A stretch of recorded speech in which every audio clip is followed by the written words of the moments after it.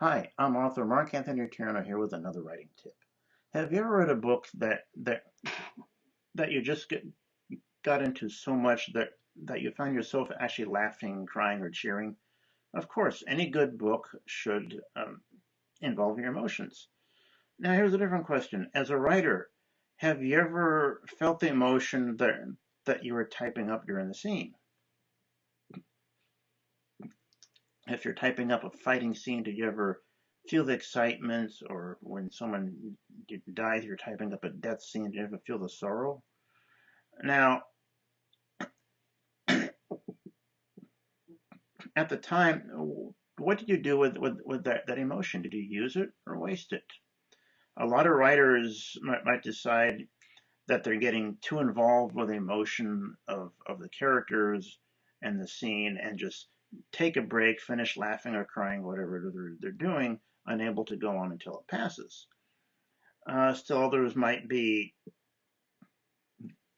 afraid of such experiences, afraid that the emotions of the characters that they write might get a bit too real for them to handle. Well, if you're one of those, then you're wasting possibly one of the most potent writing tools around. There have been many times as I'm typing up a scene when, of course, I feel the emotion.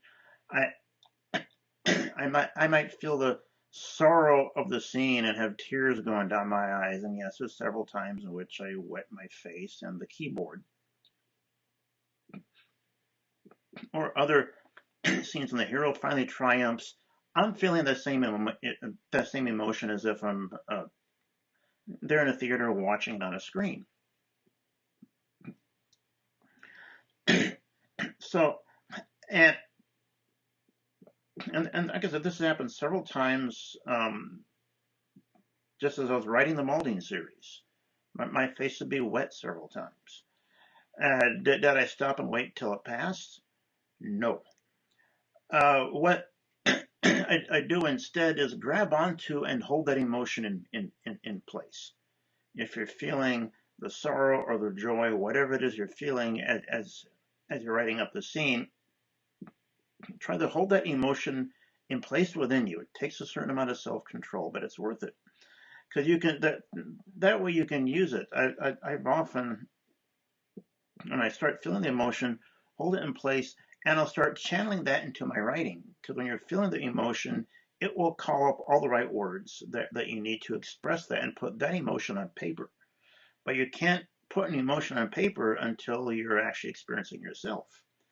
So when you're typing along a scene, you start feeling that emotion, don't take a break. That's the time to attack. That's the time to take that emotion, suffer through it or whatever, jumping for joy, whichever it is, just hold it in place and keep it there until you finish typing up the scene. Then afterwards, you can take a breather. But this directs your passion into the words that you need.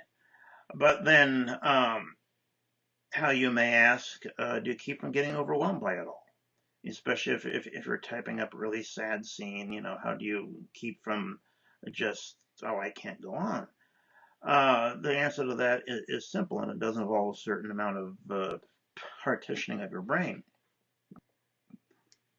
Always reserve a core of your mind.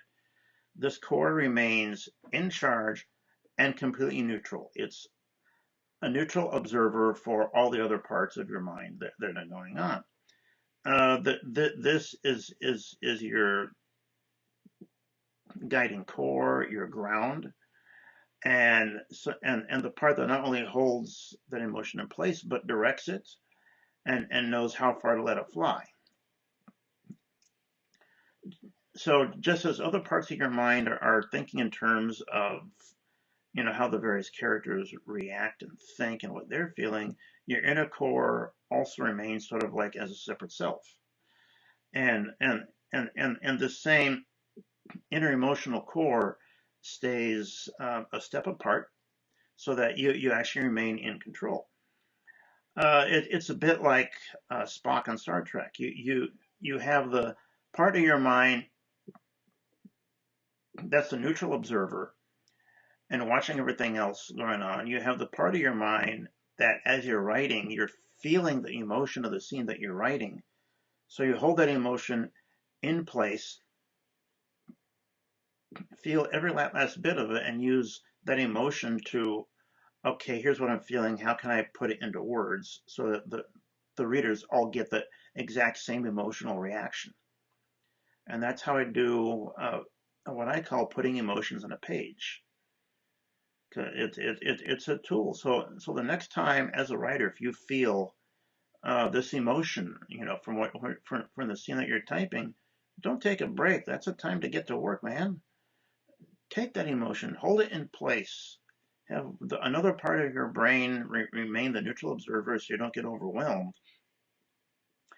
But if tears start going down your face from a scene you're writing, then you should be using that to put down on paper the reasons why there's tears going down your face so that the person reading it will also feel those same tears of emotion going down their faces. So that's my little writing tip of the day. It's about emotion in writing. You feel it, you hold it, you express it, and they read it.